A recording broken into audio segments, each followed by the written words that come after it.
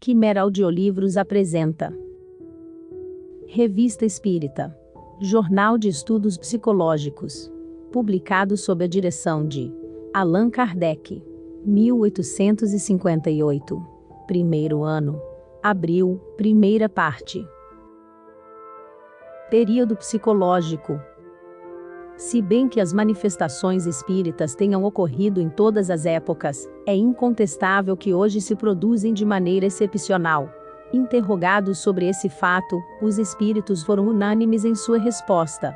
Os tempos, dizem eles, marcados pela providência para uma manifestação universal são chegados. Estão encarregados de dissipar as trevas da ignorância e dos preconceitos. É uma era nova que começa e prepara a regeneração da humanidade.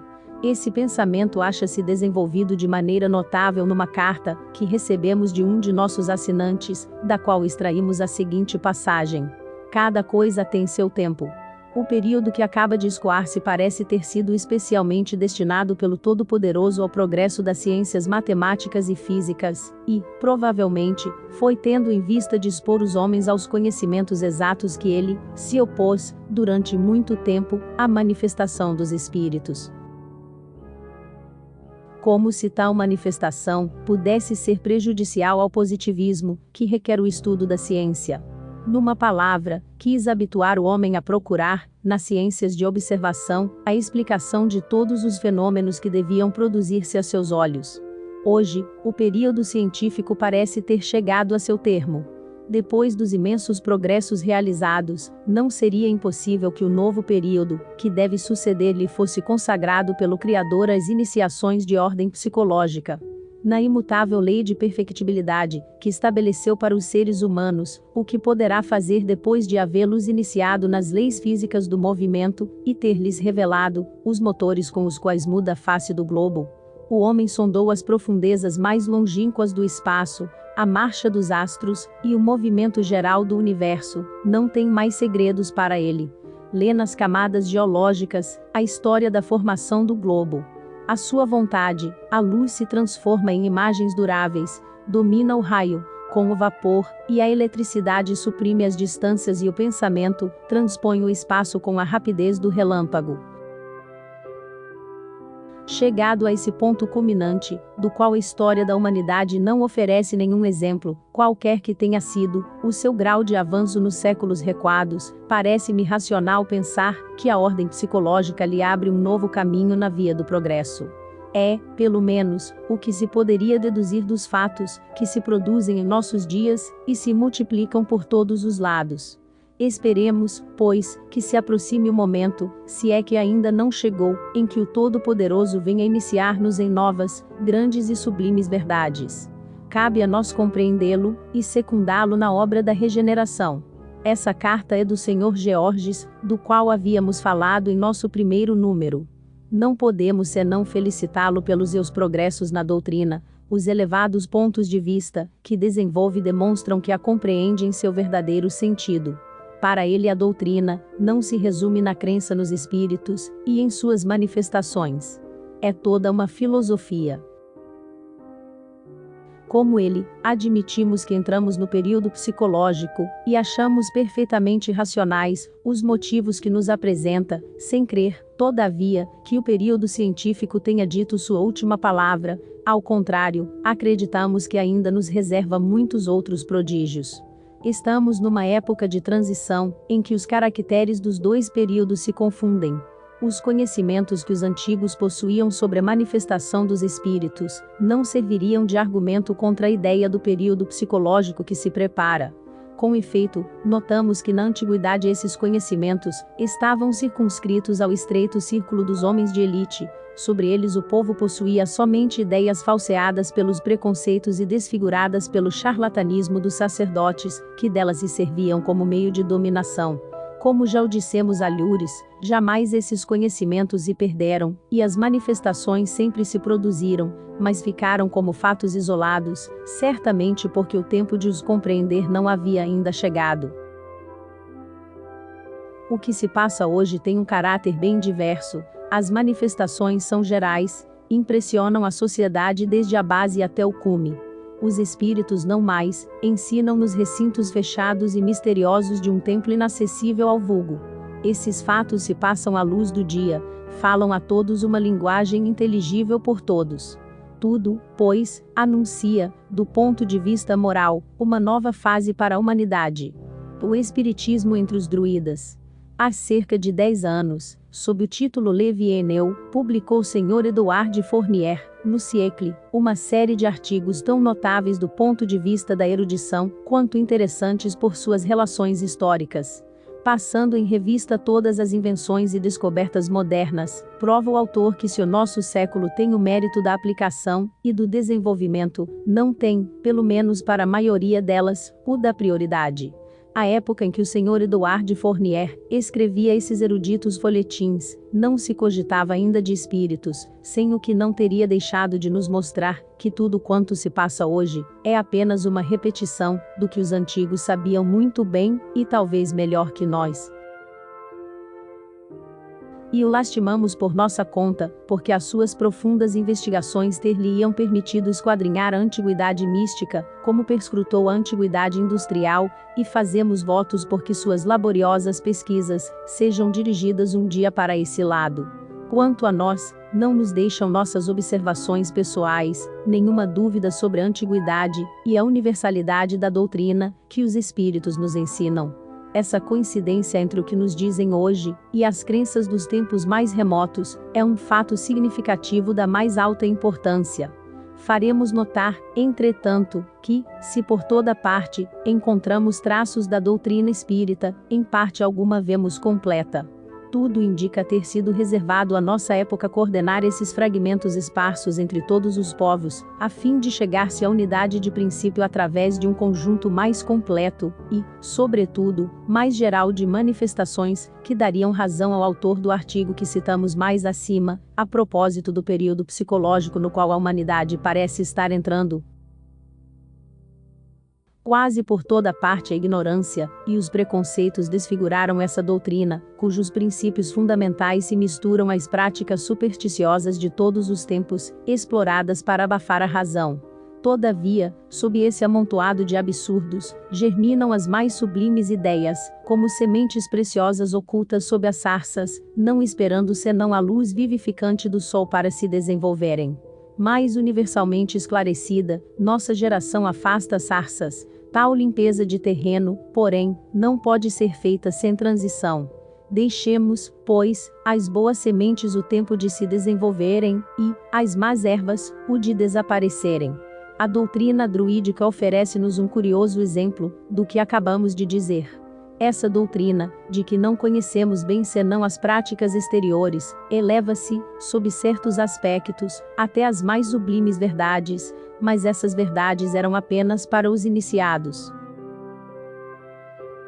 Terrificado pelos sacrifícios sangrentos, o povo colhia com santo respeito o visgo sagrado do carvalho e via apenas a fantasmagoria.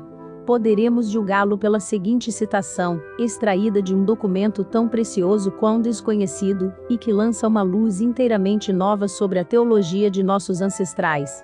Entregamos à reflexão de nossos leitores um texto céltico, há pouco publicado, cujo aparecimento causou uma certa emoção no mundo culto. É impossível saber se ao certo o seu autor, nem mesmo a que século remonta. Mas o que é incontestável é que pertence à tradição dos bardos da Gália, e essa origem é suficiente para conferir-lhe um valor de primeira ordem. Sabe-se, com efeito, que ainda em nossos dias a Gália se constitui no mais fiel abrigo da nacionalidade gaulesa que, entre nós, experimentou tão profundas modificações. Apenas abordada de leve pela dominação romana, que nela só se deteve por pouco tempo, e fracamente preservada da invasão dos bárbaros pela energia de seus habitantes, e pelas dificuldades de seu território, submetida mais tarde à dinastia normanda que, todavia, teve que lhe conceder um certo grau de independência, o nome de Gales, Galia, que sempre ostentou, é um traço distintivo pelo qual se liga, sem descontinuidade, ao período antigo. A língua quimrique, outrora falada em toda a parte setentrional da Gália, jamais deixou de ser usada, e muitos costumes são igualmente gauleses. De todas as influências estranhas, a única que triunfou completamente foi o cristianismo, mas não o conseguiu sem muitas dificuldades, relativamente à supremacia da Igreja Romana, da qual a reforma do século XVI não fez que determinar-lhe a queda, desde longo tempo preparada, nessas regiões cheias de um sentimento indefectível de independência. Pode-se mesmo dizer que os druidas, convertendo-se inteiramente ao cristianismo, não se extinguiram totalmente na Gália, como em nossa Bretanha, e em outras regiões de sangue gaulês. Como consequência imediata, tiveram uma sociedade muito solidamente constituída, dedicada em aparência sobretudo ao culto da poesia nacional, mas que, sob o manto poético, conservou com notável fidelidade a herança intelectual da antiga Gália. É a sociedade bárdica da Gália que, após ter se mantido como sociedade secreta durante toda a Idade Média, por uma transmissão oral de seus monumentos literários e de sua doutrina, a imitação da prática dos druidas, decidiu, por volta dos séculos XVI e XVII, confiar à escrita as partes mais essenciais dessa herança. Desse fundamento, cuja autenticidade é atestada por uma cadeia tradicional ininterrupta, procede o texto de que falamos, e o seu valor, dadas essas circunstâncias, não depende, como se vê, nem da mão que teve o mérito de o escrever, nem da época em que sua redação pôde adquirir sua última forma. O que nele transpira, acima de tudo, é o espírito dos bardos da Idade Média, eles mesmos os últimos discípulos dessa corporação sábia e religiosa que, sob o nome de druidas, dominou a Gália durante o primeiro período de sua história, mais ou menos do mesmo modo que fez o clero latino na Idade Média. Mesmo que estivéssemos privados de toda a luz sobre a origem do texto de que se trata, estaríamos claramente no caminho certo, tendo em vista a sua concordância com os ensinamentos que os autores gregos e latinos nos deixaram, relativamente à doutrina religiosa dos druidas. Constitui-se esse acordo de pontos de solidariedade, que não permitem nenhuma dúvida, porque se apoiam em razões tiradas da própria substância de tais escritos, e a solidariedade, assim demonstrada pelos escritos capitais, os únicos de que nos falaram os antigos, estende-se naturalmente aos desenvolvimentos secundários. Com efeito, esses desenvolvimentos, penetrados do mesmo espírito, derivam necessariamente da mesma fonte, fazem corpo com o fundo, e não podem explicar-se senão por ele. E, ao mesmo tempo em que remontam, por uma origem tão lógica, aos depositários primitivos da religião druídica, é impossível assinalar-lhes algum outro ponto de partida, porque, fora da influência druídica, a região de onde provém só conheceu a influência cristã, totalmente estranha a tais doutrinas. Os desenvolvimentos contidos nas tríades estão de tal modo fora do cristianismo, que as raras influências cristãs, que resvalam aqui e ali em seu conjunto, distinguem-se do fundo primitivo logo à primeira vista. Essas emanações, oriundas ingenuamente da consciência dos bardos cristãos, bem podiam, se assim podemos dizer, intercalar-se nos interstícios da tradição, mas nela não puderam fundir-se. A análise do texto é, pois, tão simples quanto rigorosa, visto que pode reduzir-se a pôr de lado tudo, o que traz o sinete do cristianismo, e, uma vez operada a triagem, considerar como de origem druídica tudo quanto fica visivelmente caracterizado por uma religião diferente da do Evangelho e dos concílios.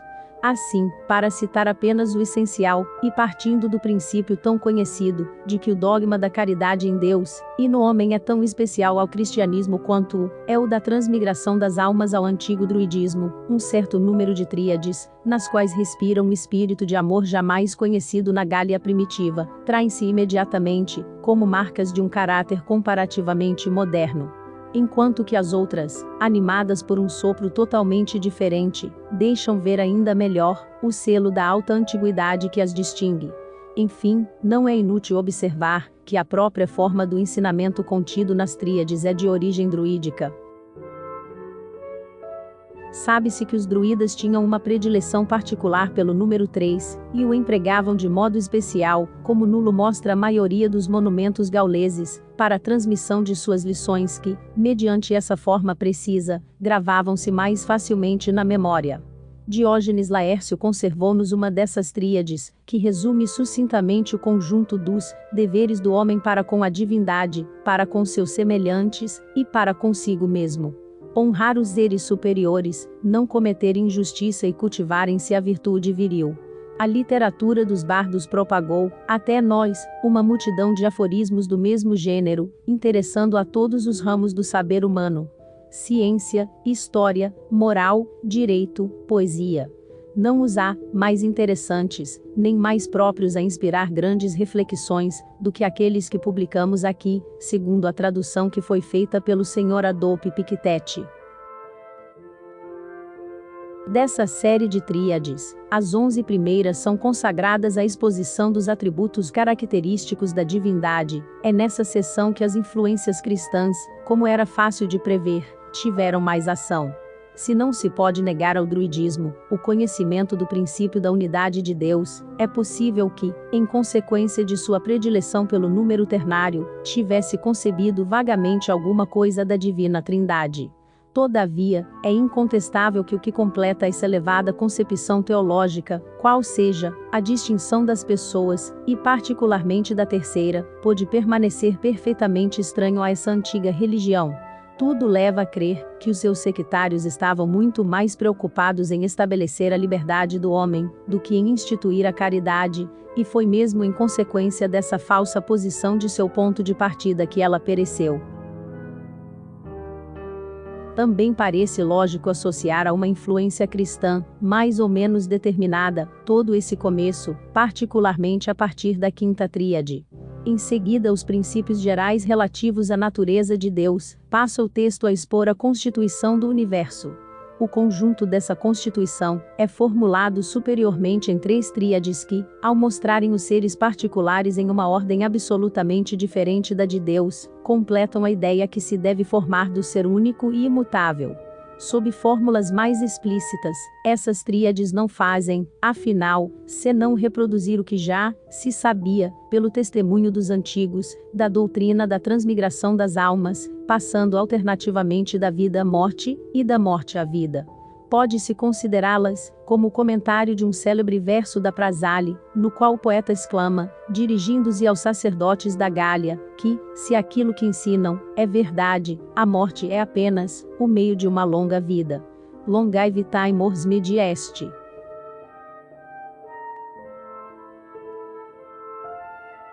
Os melhores audiolivros para o estudo do Espiritismo, outras obras do Espiritismo, bem como audiobook de estudo espírita, para estudar Espiritismo. Nesse audiolivro espírita em específico, você vai aprender um pouco de como estudar o Espiritismo, mas nosso canal está cheio de audiolivros. Entre e confira o audiobook grátis, e se divirta aprendendo e estudando o Espiritismo. Quimera Audiolivros, o melhor lugar para encontrar o seu audiolivro grátis.